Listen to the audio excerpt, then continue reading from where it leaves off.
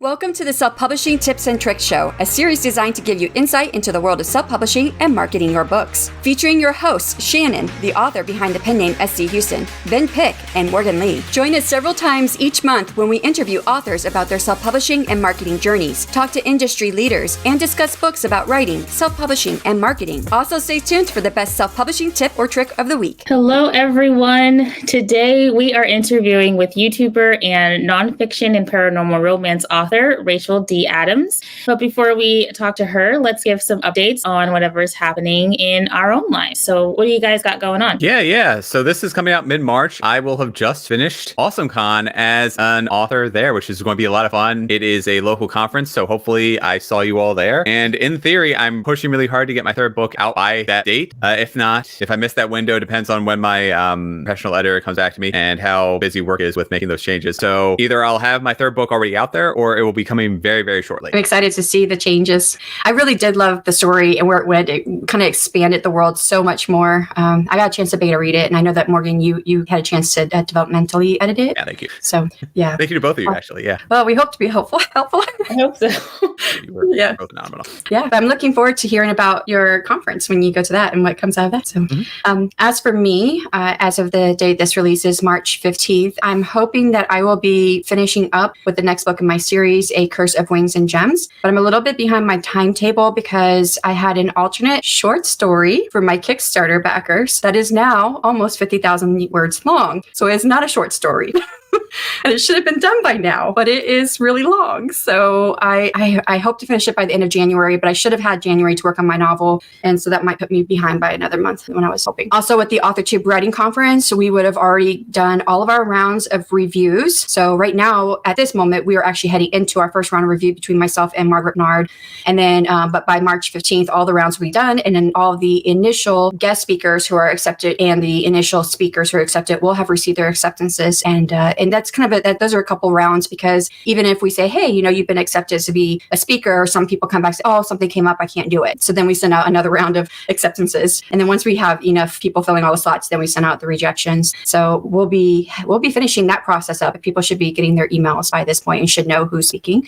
And it'll be good. And trying to get all that set up. May 1st is when we'll reveal to the public the full lineup. So I'm looking forward to that. I'm not really sure where I will be or what I'll have coming out at the time of recording this episode. Still doing videos on my channel every other Saturday and working on the first book in a new cozy fantasy series. And then hopefully book 3 of my current series will be finished up at that time and getting ready to release sometime in the future. So yeah, that is everything that I have going on. Now let's talk about our guest author today. As a Gen Xer, her original writing was done in notebooks and on an old-fashioned typewriter. This was before the internet existed. She wrote stories about places and people around her, fictionalizing as she did. She also began writing fan fiction before there was a place for it. She loves collaborative writing, and many of her works are co-authored with partners who share her passion for deep character development. She loves fantasy and horror most, both reading and writing. Not just an author of fiction, she writes content for websites, partners with her husband on projects, and shares personal interest stories and professional development articles on Medium. Rachel firmly believes that we should all be uplifting one another. She supports fellow creatives whenever she can. Rachel also loves cooking, eating, coffee, gaming, photography, swirls, and Guinness. So let us welcome Rachel to the screen. Hello, how are you? I'm doing good. I'm busy this weekend, so. Nice. Would you like to take a moment to tell us anything else about yourself or anything that we might have missed? I don't know that you missed anything. People have asked me about what do I mean by fan fiction before there was a place for it. So I'll say that I used to watch a lot of shows on television and then write my own versions of stories about them. And in my high school, I had a group of friends that would do this all the time. So it was almost like we had our own fan fiction thing going, but we were doing it in notebooks and kind of meeting over the lunch table, telling each other stories. Awesome. I love that. So what made you want to start writing? I'm not really sure what made me want to start writing. I always had a vivid imagination, and so I would tell myself stories as an only child and kind of being by myself a lot of the time. I had to come up with entertainment, and so that was entertainment for me. Also, when I started making friends and we moved into a place that I had the availability of friends. They enjoyed the stories too, and we would go out in the woods and kind of make our own stories up as we went. I made up stories in the woods too, so I know that. So I know that you have published several works with co-authors, and I don't know if your first self-published work was with a co-author, but can you tell us about leading up to that and how you published that first work? So the first work, Doppelgangers in Deceit, was a co-author work, and when we published to Vella too, both of those are co-author works. I published previously, but it was more of a journalistic publishing, so I don't count that.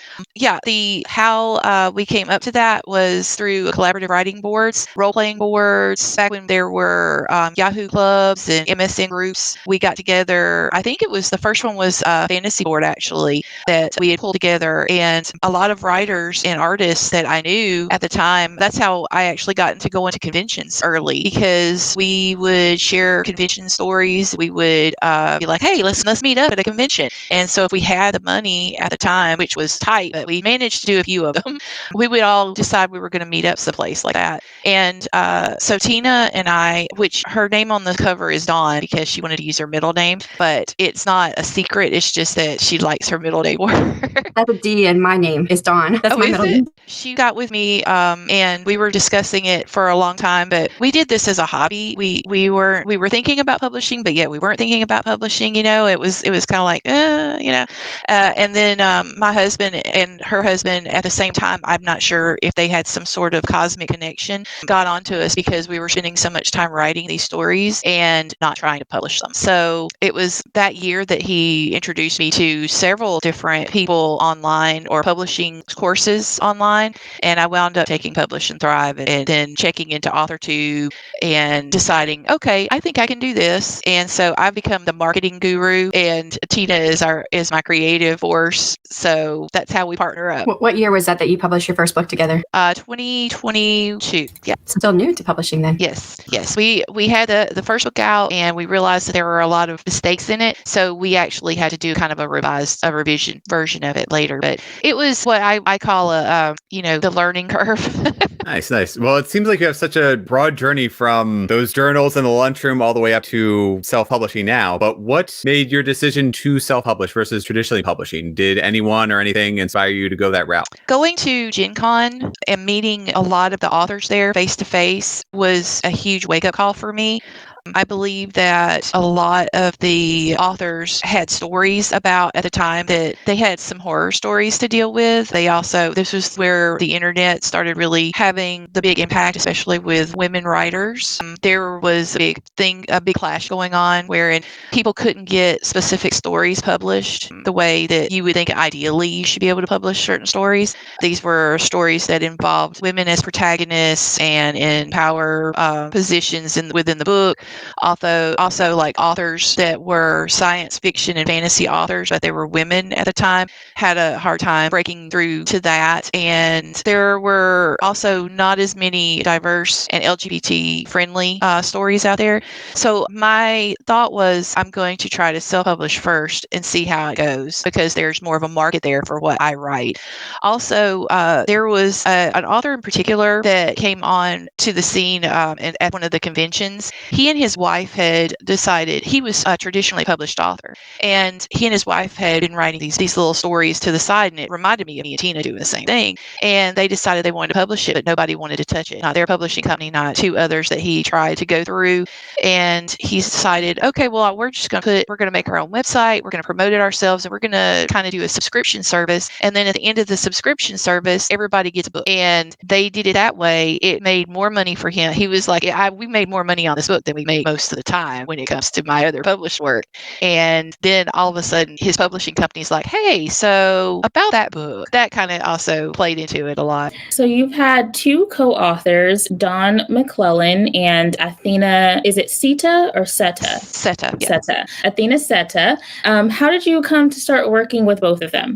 The same way. Me and a friend of mine, we owned a lot of the fan fiction boards. We did fan fiction of different science fiction realms, and also Marvel. I think we had one, DC. We had Star Trek, something based kind of on a mixture of Firefly and Marvel. We did all of these kind of things, and also, of course, the fantasy realms. And I met both of my co-authors through those kind of groups, and we started in the groups writing stories with each other, and then it just kind of moved on from there. The stories that you're seeing that are the Dragon Tasker series and everything that's involved in those stories comes from our first fantasy groups that we shared. Then after I started running some of the groups and moderating some of the groups, we tried to do some of our stories there, but our co-authors kind of had real life issues come up and they couldn't continue. So we just took our parts of the stories and moved them to what became Google Docs so that we could work together. I think it used to be called LilyPad or Pads or something like that.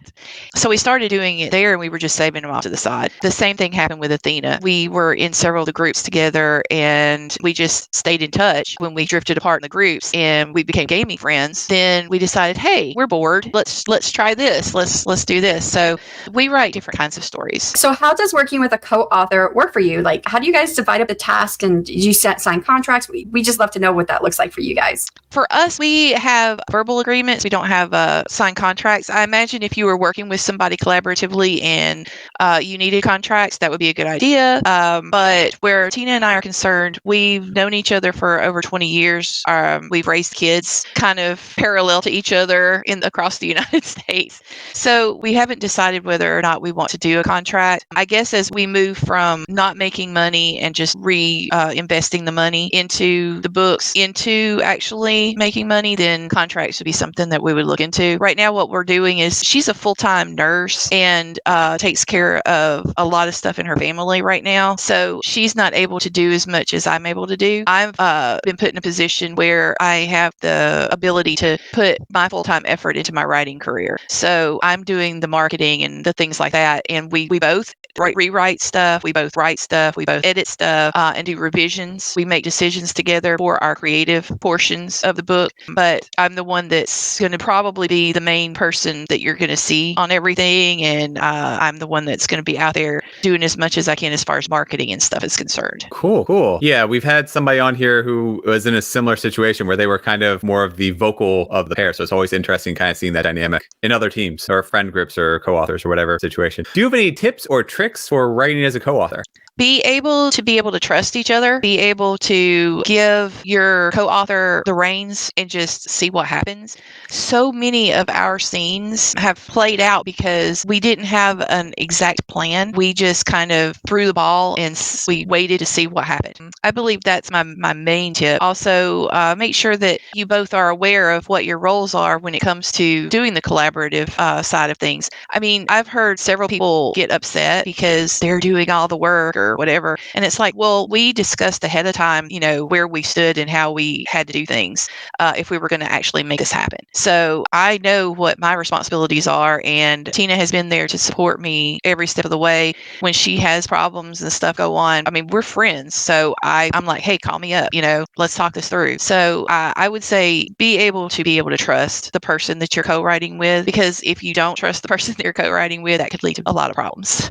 So you have several books and 2 Kindle Vellas published currently. How did you decide which you were going to sell as books and which you were going to put on a serialized platform like Kindle Vella? We decided that we wanted to put the main series that we had written, which is a story that goes from introducing the characters in the world all the way to solving the very first problem that comes up within that world for our main characters. That would make a great serial as far as releasing as a book, so that we would have on the business side of things a loss leader reader, and then the serial that follows it to help hook people into the world. And we needed a reader magnet, which is the book that you give for free or the story that you give for free, so that we could give people an incentive to be on a newsletter, because I had seen so many failures with social media and with people losing their social media stuff. I wanted to take that advice and actually use it and not be one of those victims. So I made my own newsletter, and we were like, well, how are we going to do this? And about that time was when Kindle Vella was in beta stages and just a new thing. I had been looking at a lot of the serial possibilities out there, and I didn't really like them as much. We knew that we were going to publish to Amazon at some point. Even though we're wide, I wanted to have a presence there. So Vella allowed us to actually start our reader magnet. The stories that we were going to put in our reader magnet, put them out there for people to comment on, and that way we had I guess a timekeeper, so to speak. Like if we're putting them out there weekly, you're going to get like a chapter a week or a scene a week, and we're actually pulling everything up, we're editing it, and then we're putting it out there, and we're getting your comments, and then we can move on to the next part. And then at the end, to collect all of that, tell Amazon Vella Associates, hey, we're going to take this off of Vella. So that gave us 2 months of time to get the book ready. And so that's the reason we have a reader magnet, is because we used Vella as our guideline to do the reader magnet. And So now... Is it your published book is a reader magnet? Not, I'm trying to visualize what you're saying with the reader magnet. Is that like, that's something you're giving away for free? So that's not on the Kindle Vella platform, right? It is not on the Kindle Vella platform anymore. We do have the rest of the story on the Kindle Vella platform, but that particular part is gone. So the reader magnet at the end, do you put like, hey, if you want the story that follows, go follow our Kindle Vella? Is that like what you have? Okay, that's cool. Yeah. We make sure that in our back matter we place a link for both the rest of the series. We have and also the Kindle Vella link, so that they know that if they want other stories about these characters, that they can go there. Because the Kindle Vella wound up being our prequel series, is what we did. It's all the reader magnet started on Kindle Vella, and then you turned it into the reader magnet. Mm-hmm. Gotcha. Yeah, and that's how we decided what was going to be there and what was going to be actually published. So we still have 20 years worth of stories with these characters saved up that we can turn into new series, but in the same world. I was gonna say, for you guys publishing in 2022, I mean, that's like barely over a year ago, depending on when you actually publish, but you've got a lot of books out. So it's a lot of work. So it's a pretty, you guys have that story backlog though, so that probably helps quite a bit. The backlog helps quite a bit. Basically, we're taking our stories, we're making a series plotter, or I've made a series plotter to decide what stories would fit for a full series, and then we're just taking the stories that we've already written and we're putting them in there, we're revising them, we're adding more chapters depending on what we need at that point in the plotter, and then we're going back and sending them to readers, getting their feedback, editing it again. It's a complete cycle, what we're doing to make sure that we have plenty of books out there, or that we're going to have plenty of books available. I've also starting to work on a Ream platform too. So I think that's a pretty good idea to have for anybody who may have been writing stories for years about how they could take those stories and make it into something more, which you guys have done. I'm also starting on Ream. I'm actually part of the second cohort that's going through, and I just met with my team lead this past week to go over my tiers, and she liked my tiers. So I'm hoping to have that up and going soon as well. But nice. Yeah, I kind of waited on Ream because I wanted to get at least 2 books out. And so we have the first book in the main series and the second book in the main series both out. The third book in the main series is going to be out later this year. And we have the prequel story, which is our reader magnet, but we have book 2 in that prequel series. We didn't realize we had a series on our hands at the time, but that's what it has become. So that we're hoping to have out by April of this year. They're shorter stories compared to the main series, but they're a full novel. So do you have any tips or tricks for publishing serial fiction? Because I know that's a bit different than publishing a full book. When you're publishing serial fiction, you want to make sure that you're giving your readers what they really want, and you're able to move a little quicker when it comes to each episode, or toward the main goal of what you're trying to get to. But also do your best to make a hook at the end of each episode so that your readers want to keep going. That I honestly admit I struggle with sometimes, because my mind is so focused on the end goal and I know it's going to be fun. But what helps out where Vella is concerned, and I haven't played around with Ream enough to know yet, but even at the end of an episode, I imagine I could just write a little author note, if nothing else. The author notes help out a lot, because then people will look down and go, oh, I see this is about to happen, so maybe I should tune in for the next episode. So that's the main thing. It's also also, I mean, I was always taught, I guess, from high school to try and have what's called a bridge between your chapters so that there's something that kind of smooths the transition. And I've taken that and kind of warped it into that hook idea,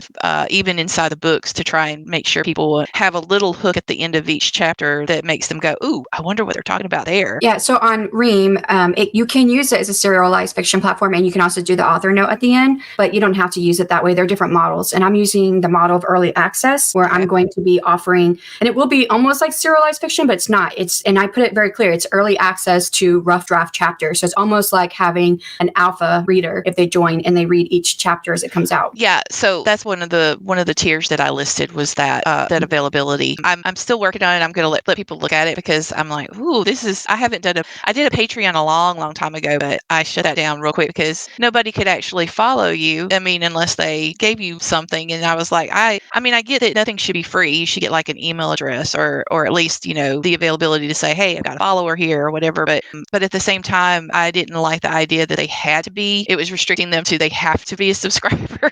So on this version, I was thinking of doing the same thing. I'm going to have something that's going to be released that is serial, but at the same time going to be doing what you're doing with one of the tiers, in that they get access to see a story being put together. Early access is what they call it. Early access. Yeah. If you could pass on only one thing to aspiring self-published writers, what is your best tip or trick for publishing? Probably be making sure that you plan for a little bit of everything. Make sure you have time. When I started publishing, I went wide and I thought, oh, this is going to be simple. We're just going to insert everything. Everything's going to run smoothly. That is not the case. You have different time frames. That material is going to be available for each platform. Each platform needs all of your financial information up front. That has to be approved. There could be any number of problems with that you have to fix. Each platform has their own way of approving things. Each platform has their own way of telling you, no, we're not going to accept this, or yes, we will accept this. It's insanity. I mean, it's worth it, but it can be insanity. I've had to have one particular platform go back about 5 times with me to go through a manuscript and figure out what was causing the issue. And had I already set my date, and had I already, had everything ready, the party and everything, and had I waited to the last minute to input all of that information, it would have been late. It would have been too late. So give yourself plenty of time when you're self-publishing to get everything up, ready, and right before you are really, pushing it. I can attest to that. Yeah. And I just had a conversation, because I went back and forth with Draft to Digital for the print book, for my book that's coming out, A Curse of Scales and Feathers. And they're like, your ISBN is already being used. You have to use a new ISBN. I'm like, do I pay for my ISBN? It should be just fine. Yes, and they're like, one no. of them. Yeah. And they're like, no, you're using it to distribute it. And I'm like, I'm not distributing it anywhere. And I thought, well, wait, I am using the beta feature on Ingram Spark to distribute on my website. So I was like, that shouldn't matter though. That's still my ISBN. I pay for that. So I should be able to use it everywhere. And they were going back and forth. And finally, I'm good buddies with Dale L. Roberts. And I texted him. I was like, Dale, does this sound right? He was like, what they're not telling you is that Draft to Digital uses the same distribution as Ingram Spark. So they already have your ISBN on file with Ingram. So you have to delist it from Ingram Spark and then go through them. I'm like, but then I can't do my direct sales on my website. He was like, yep, that's the issue. And he says, that's Draft to Digital's issue and they need to figure it out. And he says, I've been telling them this. That's our issue. yeah, because our issue, because now I can't have it on Draft to Digital. So now I'm going to go and distribute my book wide through Ingram Spark instead of using Draft to Digital. But I was like, I text back to him and I was like, it's no wonder people go with Amazon and stick with Amazon. They make it easy. Yeah, I mean, that's true. I've not ever had a problem with Amazon.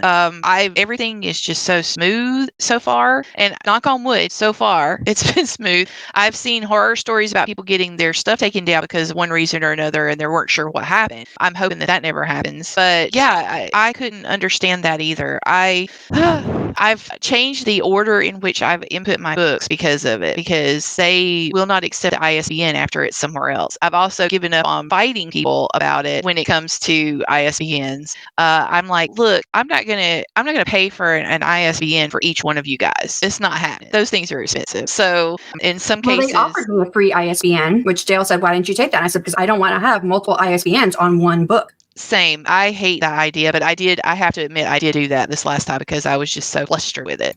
I can understand that feeling.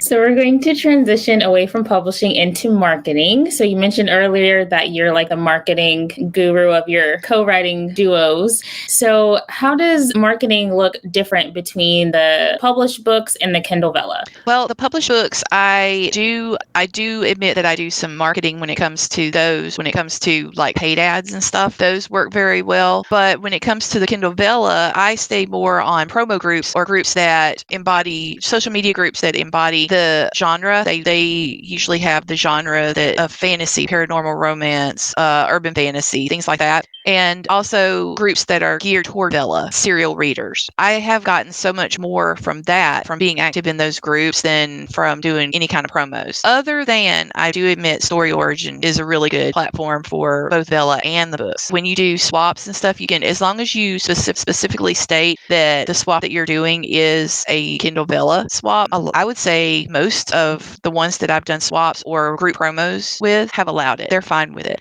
I have gotten a lot more. I can tell by my numbers go when the reads go up and the numbers transition that those work. I know that with books, I do use the promos as well, but the paid ads work well also with books a lot better. But what marketing have you tried that you would never do again?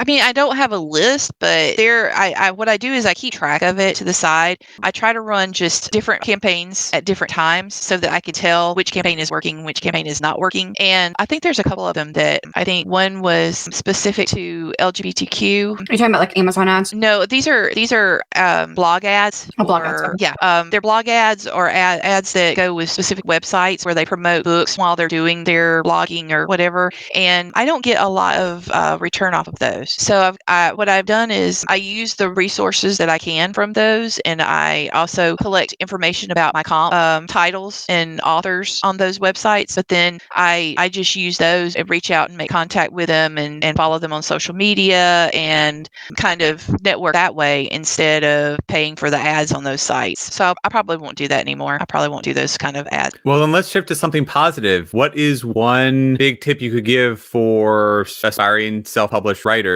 in terms of marketing? Don't be afraid to go on a budget. Don't be too enthusiastic about spending money. You don't actually have to spend a lot of money to make it happen. I got overwhelmed with how much money some people spend on their marketing campaigns. And I thought, oh, maybe I should just give up. Wow, that's a lot to spend. And I don't make that much money.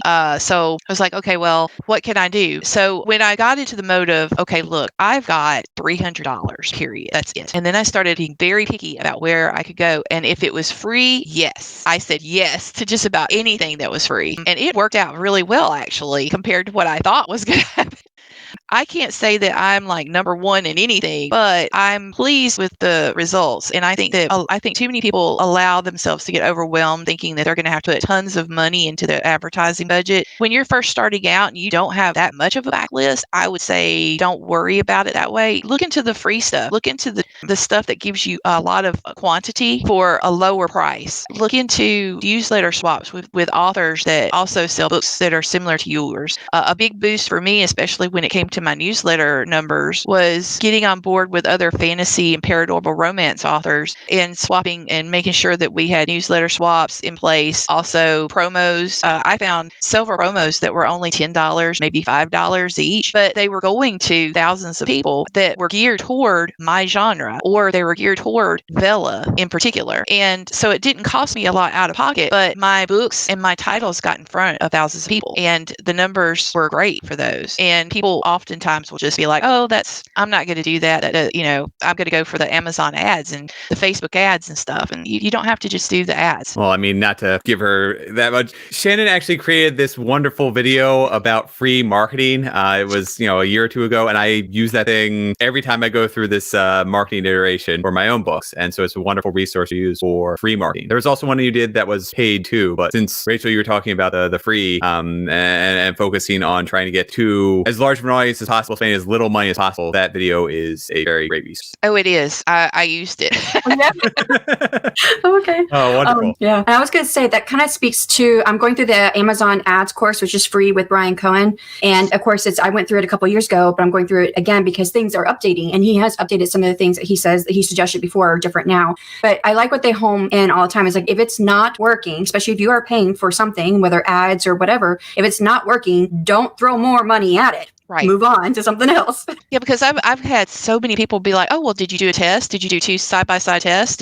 Maybe it's just something that you're not doing right." And I'm like, "But I'm not going to spend more money on it just to figure this out immediately. I mean, I'm going to put my money elsewhere where I know that it can do better, or I'm just going to pull back and regroup." And he says some books, some series are just not profitable, and you have to move on to your next one. Mm-hmm. Yeah, actually, this morning before we got on with this interview, I canceled one of those advertising services that I've been doing for a while. So just didn't seem like it was working for me. And that's exactly what I had to do. As much as, I mean, I enjoy getting some of the newsletters that I was getting, and I still do. I enjoy the newsletters, but just because you enjoy it doesn't mean that it's going to be profitable for you. And it wasn't. So I had to stop that. I was like, no, this is kind of a leak on the side. It's not working.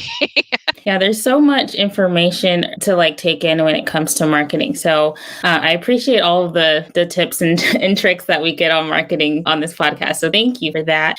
So we're going to move gears a little bit into your writing life and about your works. So what does your typical writing life look like? Do you plan a set time of day to write, a set number of words? How does your goals work with writing? I have to work everything around things that happen within the family and also within my health care. So what I'll do is usually set things up based on goals for the quarter. And then I took the HB90 course, and it opened my eyes and my brain a little bit to planning. Whereas before it was just hit or miss. Now I actually set goals. Used to it was just hit or miss, but now I actually set goals. I will set myself 3 major goals for the quarter, sometimes 4. Then I will go through, and in each month, I usually keep a planner with me. Here it is. So I usually keep a planner with me, and I will actually write in what my tasks are or my projects are that will lead me to those particular goals. So I just put them all on here, all of my projects and tasks that I need to accomplish. Then as it gets to that week, I will decide, okay, so what do I need to do to make sure that project gets done? And I'll break it down into tasks for that project that I need to get done during that week. I also make sure that I'm not overdoing it, because I can only do screen time so long per day. So I have to take little breaks. That's where sprinting comes in handy, because if I'm watching a stream sprint, I know that I could go through 2 sprints of screen time, and then I need to take 1 sprint of a break, usually, is what I need to do, so that I give my eye time to rest. Otherwise, I'll start seeing double vision, and that's never good for a writer. On your website, you advertise and offer author services. Can you explain to us and tell us more about how you balance that with, balance your business of writing with actually writing? Well, what I do is I make sure that I don't take on any assignments that will overwhelm me or keep me from my writing and revising. I have to make sure that project is the number 1 project. Otherwise, it'll get swamped by everything else. I have made sure that I don't take, so for instance, beta reading. I know that I'm a slow reader. I know that I only have so much time to do it. So I will only take on 1 beta read for a month. And the same goes for everything else. Now, things like a quick blurb help, quick things like that have a quicker turnaround time. Those I don't mind doing in the interim, but I have to make sure that I'm always keeping my writing and release schedule first and foremost. And I think that that's why I just don't take on too much, and it stays pretty balanced. All right. So what are you working on next? And can you tell us when it will come out? I am working on, we're waiting on beta readers to get done with A Vampire's Dragon, which is prequel book number 2. Hoping to get it out in April, if not before April. That is because I got accepted as a vendor at the Renaissance Festival that's nearby. So I kind of want to have some books available for it, not just the rest of the books, but that cover in particular, because on the cover is the first time that my cover artist tried Cineas as a dragon. And it's really pretty. pretty. It's Dragon Bell. yes, especially at Ren fairs.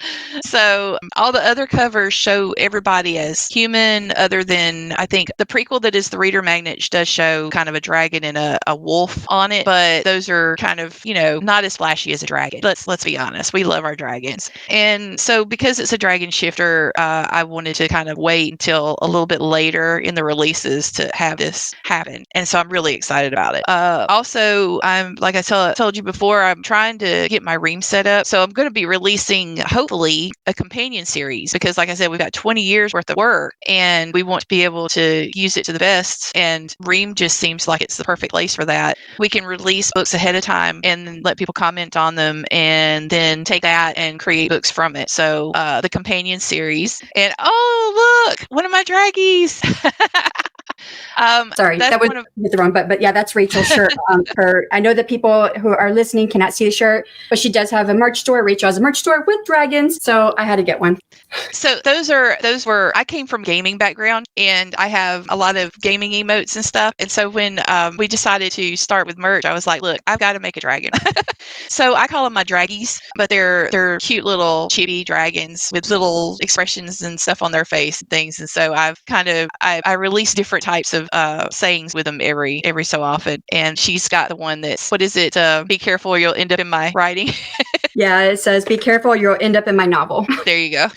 And it's a cute little dragon typing in front of a computer. So that's to give you a little visual Yes. for those who just audio. Oh, and you know how the Apple has the little Apple symbol on the computer? This one has a little dragon symbol on the computer. So at this point in the interview, we like to do something a bit different. We'd like to do a round of rapid fire questions where you answer each question as quickly as possible. Are you game for it? I can try. Okay. All right, first one is, what comes first for you? The characters, the setting, or the plot? The characters. Morning writer or evening writer? Evening writer. Planner, pantser, or plantser? Plantser. Coffee or tea? Coffee. Can you complete the sentence? The best thing about writing is? Getting my characters home.